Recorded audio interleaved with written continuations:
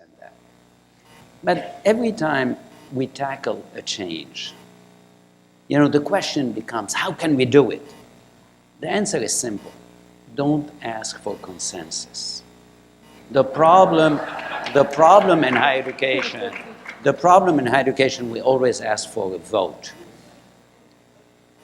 If you believe in innovation, experimentation, and academic freedom, every time you want to introduce a change, you always have the same formula. People who are ready to embrace this change, early adopters, people who are naysayers against any change, and the large majority is in between. Our mistake in higher education is to ask everybody to vote before we do it, whereas our approach has been different. Let's empower people who want to start this change. Let them become the role models, the proof. Let them run with it, and let them carry the rest. So it's no longer about you. As leaders or administrators, the owners become the early adopters, and they become the proof that this could happen. However, what's interesting is that we want to change the world, but we don't want to change ourselves. And therefore, I will not approach it as how do you get the Senate. I would approach it differently.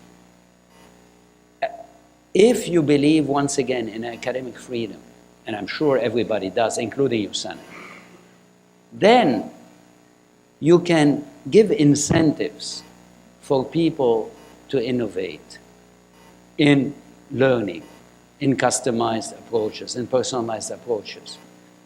You can see that with small grant, with course release, bring them together to run with it. People like to be involved in new things, especially if they shape that. So I won't start with the Senate. I'll start with you. As an administrator, as a leader, what incentives, it's in your hands, are you giving to people in order to innovate?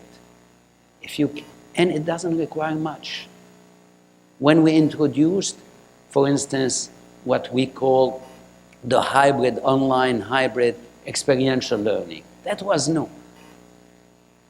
Wasn't completely new. We didn't ask the whole community to go and do it.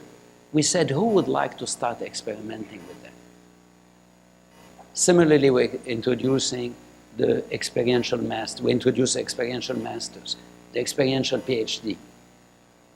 It's really you. It's in your hands. It's in your pocket too. Thank you.